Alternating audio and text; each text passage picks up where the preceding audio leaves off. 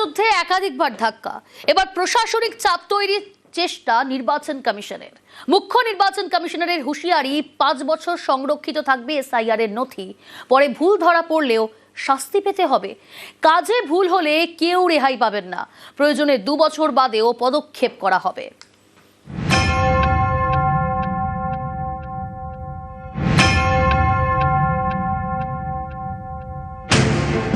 SIR নিয়ে আইনি যুদ্ধে একাধিকবার ধাক্কা খেয়েছে নির্বাচন কমিশন, তাই কি এবার প্রশাসনিক চাপ তৈরির চেষ্টা?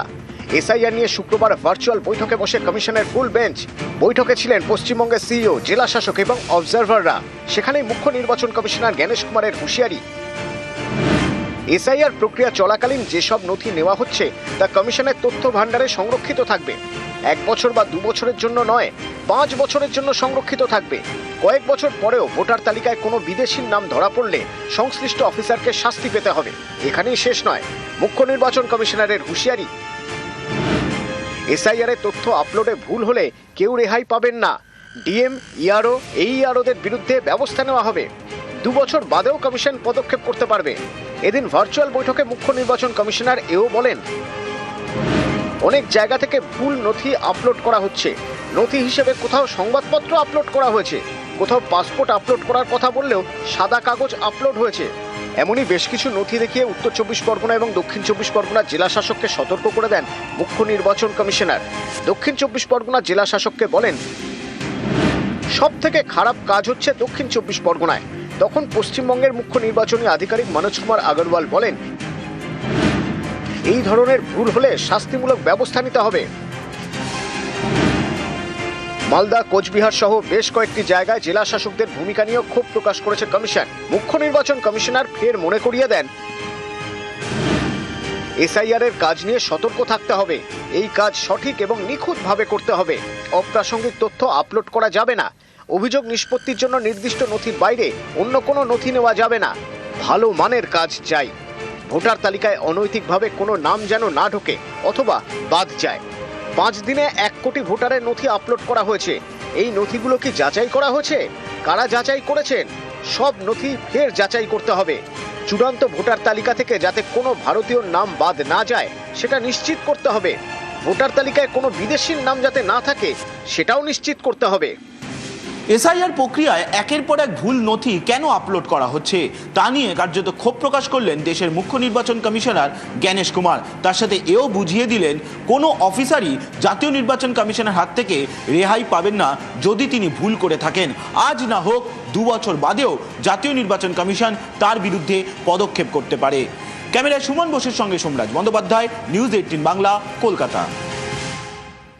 ডেডলাইনের আগেই এসআইআর শুনানি শেষ। একদিন আগেই রাজ্যে শেষ এসআইআর শুনানি। সিইও দফতরের রিপোর্ট জেলা শাসকদের। ইতিমধ্যেই 1,23,00,000 ভোটারের নথি যাচাই। 1,52,00,000 মতো নোটিশ ইস্যু কমিশনের। প্রায় 3,56,000 নোটিশ দেওয়া যায়নি।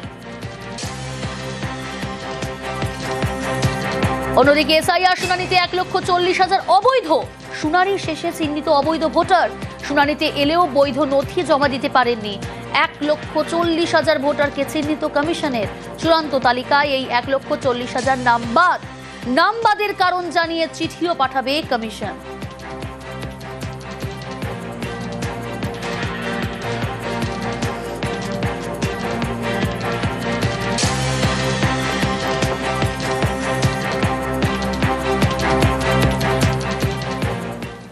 এদিকে গুরুত্বপূর্ণ বৈঠক আজ। মুখ্য সচিব এবং জেলা শাসকদের বৈঠক। গতকালই জেলা শাসকদের সঙ্গে কমিশনারের বৈঠক। আজ মুখ্য সচিব এবং জেলা শাসকদের বৈঠক। কখন শুরু হবে বৈঠক, এই বৈঠকে কোন কোন বিষয় আলোচনা হবে এই বিষয়ে আপনাদের জানাবো। তবে তার আগে আরো একবার জানাই, গুরুত্বপূর্ণ বৈঠক। মুখ্য সচিব জেলা শাসকদের সঙ্গে বৈঠক। গতকাল জেলা শাসকদের সঙ্গে কমিশনারের বৈঠক, আর আজ জেলা শাসকদের সঙ্গে বৈঠকে মুখ্য সচিব। এই বিষয়ে বিস্তারিত জানাবে সোমরাজ, রয়েছে আমার সঙ্গে। সোমরাজ, কখন বৈঠক শুরু হচ্ছে? এই বৈঠকে আজ কোন কোন বিষয়ে আলোচনা, কি জানা যাচ্ছে বৈঠক নিয়ে? আর দেখো, যেটা অত্যন্ত গুরুত্বপূর্ণ যে জরুরি বৈঠক ডাকা হয়েছে নবান্নের তরফে। সকাল 11টা থেকে রাজ্যের মুখ্য সচিব নন্দিনী চক্রবর্তী বৈঠকটি করবেন। যেটা সূত্র মারফত জানা যাচ্ছে যে যুবসাথী সহ রাজ্য সরকারের কয়েকটি সামাজিক প্রকল্প নিয়ে পর্যালোচনা করতে এই বৈঠক ডাকা হয়েছে। কিন্তু এই বৈঠক ডাকার সময়সীমাটা যথেষ্ট গুরুত্বপূর্ণ বলে মনে করছে প্রশাসনিক মহল। কারণ তুমি জানো, গতকাল দেশের মুখ্য নির্বাচন কমিশনার জ্ঞানেশ কুমার সব জেলা শাসকদের সঙ্গে ভার্চুয়াল বৈঠক করেছেন, একাধিক গুরুত্বপূর্ণ নির্দেশ দিয়েছেন, কয়েকটি জেলার কাজ নিয়ে অসন্তোষ প্রকাশ করেছেন। শুধু তাই নয়, গতকালই দুপুর 3টের সময় রাজ্যের মুখ্য সচিব নন্দিনী চক্রবর্তী দিল্লিতে গিয়ে কমিশনের ফুল বেঞ্চের সঙ্গে বৈঠক করেছেন, কমিশনের ফুল বেঞ্চের তলবে, এবং কলকাতা ফিরেই তারপরেই তড়িঘড়ি জেলা শাসকদের সঙ্গে এই বৈঠক, যেটা যথেষ্টই গুরুত্বপূর্ণ এবং তাৎপর্যপূর্ণ বলে মনে করা হচ্ছে। যদিও জেলা শাসকদের নির্দেশ দেওয়া হয়েছে যে যুবসাথী সহ কয়েকটি প্রকল্প নিয়ে পর্যালোচনা করতে এই বৈঠক, কিন্তু তড়িঘড়ি এই বৈঠক কেন ডাকা হলো নবান্নের তরফে তা নিয়ে রীতিমতো চর্চা শুরু হয়েছে।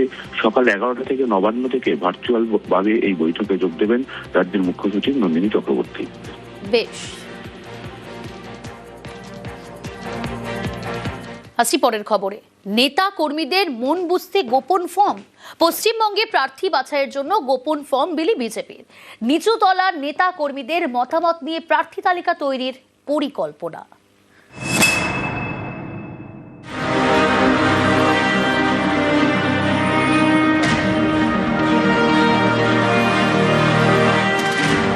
টার্গেট 26, লক্ষ্য বাংলা জয়। প্রার্থী বাছাইয়ে সতর্ক বিজেপি। পশ্চিমবঙ্গের প্রার্থী তালিকা তৈরির জন্য দলের নিচুতলা নেতাকর্মীদের মতামত নেওয়া শুরু হয়েছে।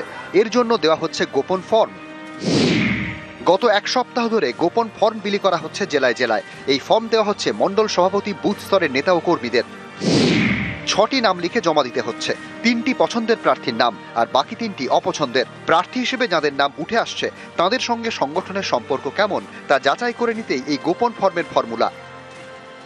ভারতীয় জনতা পার্টি সবসময় ভারতের জনতার কথাকে মান্যতা দেয়। ভারতবর্ষের সবকটি প্রদেশে যেখানে যেখানে আমরা আছি সেখানে মানুষের কথা ভেবে, মানুষের সঙ্গে কথা বলে জনতার সরকার সুপ্রতিষ্ঠিত হয়েছে। এখানেও তাই হচ্ছে। আমরা মানুষের সঙ্গেই আছি। যে 3 থেকে 77 যে উত্থান, সেই উত্থানেতেও আমরা মানুষের আশীর্বাদ নিয়েই চলেছি।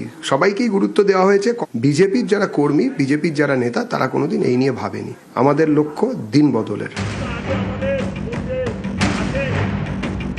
2021-এর বিধানসভা ভোট এবং 2024-এর লোকসভা ভোটে এ রাজ্যে স্বপ্ন ভঙ্গ হয়েছে বিজেপির। পর্যবেক্ষকদের একাংশের মতে এই 2 ভোটেই প্রার্থী বাছাইয়ে বেসরকারি সংস্থার সমীক্ষার ফলকে গুরুত্ব দেওয়া হয়েছিল। বুথ স্তরের নেতাকর্মীদের মতামত সেভাবে নেওয়াই হয়নি। এর জেরে নেতৃত্বের সিদ্ধান্ত এবং সংগঠনের পছন্দের মধ্যে তফাৎ থেকে যায়। এই ছবিটা এবার বদলাতে চায় বিজেপি। নিচুতলা নেতাকর্মীদের মতামতকে গুরুত্ব দিয়ে তাই গোপন ফর্মের ফর্মুলা। সংকল্পপত্র থেকে আগামী নির্বাচনের প্রার্থী বাছাই, সকল ক্ষেত্রে এবার বঙ্গ বিজেপি অনেকখানি সংযত এবং সব দিক থেকেই দেখা যাচ্ছে বিজেপি নিচু তলার কর্মী সমর্থকদের অনেক বেশি করে গুরুত্ব দিচ্ছে। তবে আগামী নির্বাচনের আগে বিজেপির একাধিক পদক্ষেপ নির্বাচনের ভোট বাক্সে কতখানি প্রভাব ফেলে সেটাই এখন দেখার। ক্যামেরায় গোপালের সঙ্গে সুস্মিতা, নিউজ 18 বাংলা, কলকাতা। মাটির ঘরে থেকে হাত ফাঁকা। ভাবছেন কেন বলছি? হ্যাঁ, 2 জায়গায় 2 ঘটনা, 2 ছবি। কাঁথিতে তৃণমূল কাউন্সিলরের পেল্লায় বাড়ি, তবুও তিনি নিয়েছেন আবাসের টাকা। চন্দ্রকোনায় টিনের চালের বাড়ি, কিন্তু মেলেনি বাংলার বাড়ির টাকা।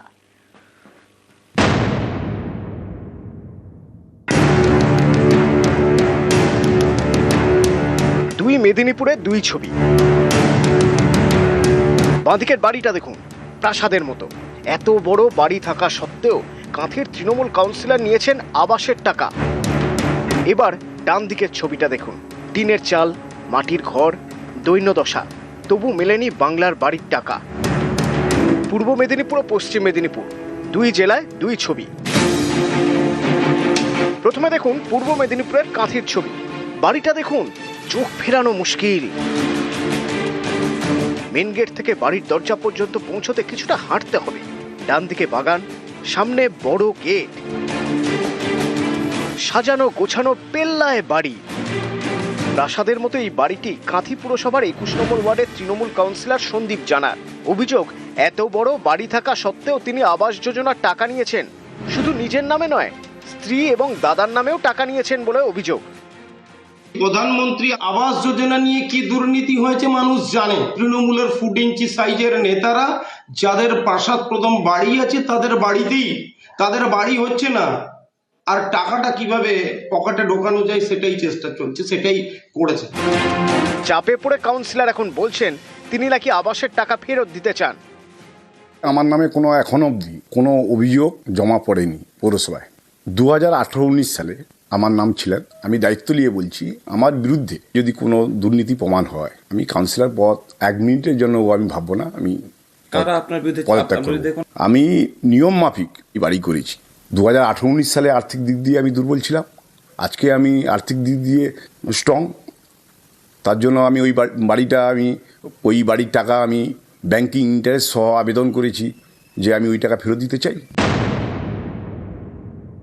আমি চেয়ারম্যান হওয়ার পরে আমার কাছে এটা একটা অভিযোগ আসে, কিন্তু অভিযোগ যখন হচ্ছে তখন তিনি তৃণমূলের কাউন্সিলর, কিন্তু যখন তিনি নিয়েছিলেন তখন কিন্তু তৃণমূলের কাউন্সিলর নয়, তিনি সাধারণ একজন কর্মী। তো স্বাভাবিক কারণে কিন্তু একই পরিবারে 3টে বাড়ি, এটা নিশ্চিতভাবে অন্যায়। আমরা খতিয়ে দেখছি বিষয়টা, খতিয়ে দেখার পর আমরা আইনানুগ ব্যবস্থা নেব।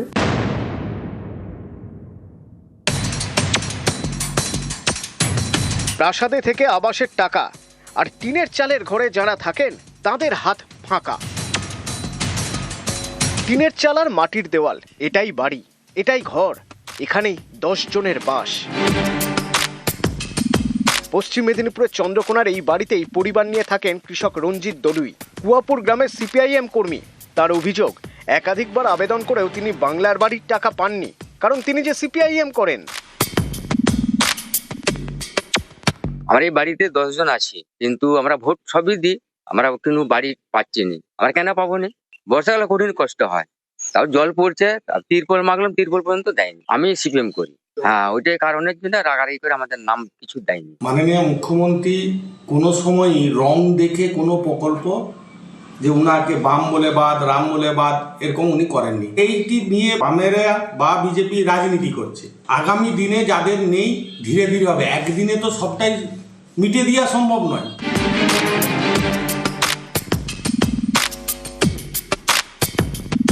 নিউজ 18 বাংলা।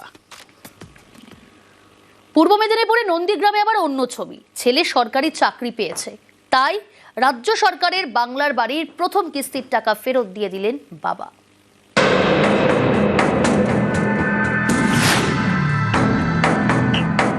প্রাসাদের মতো বাড়ি, বাড়িতে ঢোকার মুখে সাজানো বাগান। এই পিল্লায় বাড়ি পূর্ব মেদিনীপুরের কাঁথি পুরসভার 21 নম্বর ওয়ার্ডের তৃণমূল কাউন্সিলর সন্দীপ জানার। অভিযোগ, এত বড় বাড়ি থাকা সত্ত্বেও তিনি আবাস যোজনার টাকা নিয়েছেন। শুধু নিজের নামে নয়, স্ত্রী এবং দাদার নামেও টাকা নিয়েছেন বলে অভিযোগ। পূর্ব মেদিনীপুরেরই নন্দীগ্রামে আবার অন্য ছবি। ছেলে রেলে চাকরি পেয়েছেন, তাই রাজ্য সরকারের বাংলার বাড়ি প্রকল্পের প্রথম কিস্তির টাকা ফেরত দিয়ে দিলেন বাবা নন্দীগ্রাম 2 বিডিও অফিসে গিয়ে। আমার ছেলে যেহেতু রেলের একজন চাকরিজীবী হয়েছে, ওই কারণে ওই টাকাটা আমি ফেরত দিচ্ছি। 60,000 টাকা প্রথম কিস্তি পেয়েছিলাম। বাড়ির টাকা কার নামে এসেছিল? ছেলের নামে? ছেলের নামে আসতাম। সুব্রত মণ্ডল আমার ছেলে, ওনার নামে আসতাম। উনি চাকরি করে বলেই আমি টাকা ফেরত দিচ্ছি। নন্দীগ্রাম 2 নম্বর ব্লকের ঘোলপুকুরিয়া, এখানকার বাসিন্দা সুব্রত মণ্ডল বছর 3 আগে আবেদন করেন, এরপর রেলে চাকরি পান। সম্প্রতি তার ব্যাংক অ্যাকাউন্টে ঢুকে বাংলার বাড়ি প্রকল্পের প্রথম কিস্তির 60,000 টাকা। এরপরেই সরকারি টাকা ফেরতের সিদ্ধান্ত। শুক্রবার নন্দীগ্রাম 2 এর বিডিওর কাছে গিয়ে টাকা ফেরত দেন সুব্রত মণ্ডলের বাবা। এটা একটা খুব ভালো বার্তা সমাজের ক্ষেত্রে, ওনাকে ধন্যবাদ জানাই আমাদের ব্লকের পক্ষ থেকে। মানুষ সাধারণত এই বিষয়টা নিয়ে নেতিবাচক করে থাকেন, সেই জন্য উনি যে ফেরত দিচ্ছেন এটার জন্য ওনাকে অনেক অনেক ধন্যবাদ। উনি যে ফেরত দিলেন, এটা আবার অন্য কাউকে সাহায্য করা হবে এই টাকা দিয়ে। নন্দীগ্রাম থেকে ক্যামেরায় অতনু জানার সঙ্গে সুজিত ভৌমিক, নিউজ 18 বাংলা।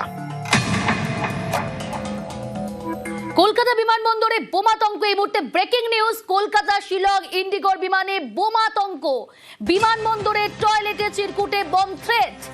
কলকাতা বিমানবন্দরে বোমাতঙ্ক, কলকাতা শিলং ইন্ডিগোর বিমানে বোমাতঙ্ক।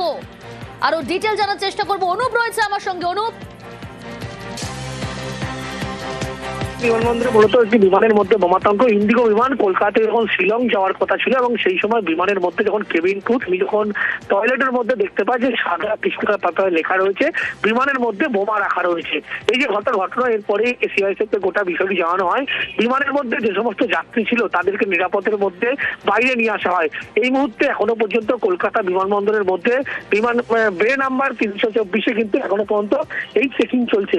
কিন্তু কে বা কারা এইভাবে বিমানের যে টয়লেটের মধ্যে এভাবে বোমা রাখা রয়েছে এমনটা লেখা হলো কিছু ব্যাপারে সেটা কোনো খতিয়ে দেখা হচ্ছে, সিসি ক্যামেরা ফুটেজ খতিয়ে দেখা হচ্ছে। অন্যত বিমানের মধ্যে আদতে কোনো কিছু রয়েছে কিনা জানিয়ে বোমাতঙ্ক চলায় সেই বিষয়ে খতিয়ে দেখা হচ্ছে। সিআইএসএফ আধিকারিক, দমকলের আধিকারিক তারা প্রত্যেকে যেমন রয়েছে, অন্যদিকে বিমানের যে যাত্রী তাদেরকে নিরাপদ আশ্রয় নিয়ে আসা হয়েছে।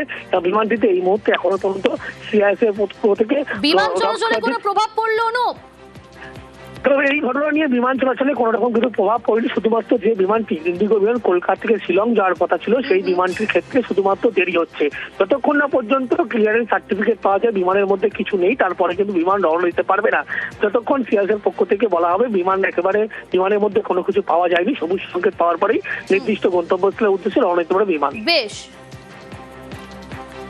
কলকাতা বিমানবন্দরে বোমাতঙ্ক, কলকাতা শিলং ইন্ডিগোর বিমানে বোমাতঙ্ক, বিমানবন্দরের টয়লেটে চিরকুটে বম থ্রেট, বিমানে বোমা রাখা আছে বলে হুমকি। বিমানটি সকাল 9:45 রওনার কথা ছিল, তড়িঘড়ি খালি করা হয় ইন্ডিগোর বিমান, যাত্রীদের নামিয়ে দেওয়া হয়। নামিয়ে বিমানে চলছে তল্লাশি, কে বা কারা হুমকি দিল খতিয়ে দেখা হচ্ছে।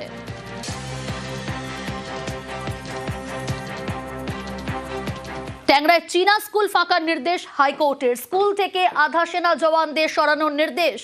আরজি করে মোতায়েন সিআইএসএফ এর জন্য স্কুলের ঘর নেয় রাজ্য। আর কি নির্দেশ হাইকোর্টে জানার চেষ্টা করব, তবে তার আগে আরো একবার জানাই ট্যাংরায় চীনা স্কুল ফাঁকার নির্দেশ হাইকোর্টের, স্কুল থেকে আধা সেনা জওয়ানদের সরানোর নির্দেশ। আরজি করে মোতায়েন সিআইএসএফ এর জন্য স্কুলের ঘর নেয় রাজ্য। 2 মাসের জন্য নেওয়া হয়েছিল স্কুলের 8টি ঘর, 14 মাস কেটে গেলেও ঘর খালি না করায় মামলা। শুক্রবারের মধ্যে 8টি ঘর খালির নির্দেশ রাজ্যকে। স্কুল ফাঁকা করতে বিশেষ অফিসার নিয়োগ আদালতের।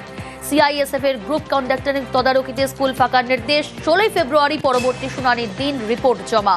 স্কুল ফাঁকা করে রিপোর্ট দেবেন বিশেষ অফিসার।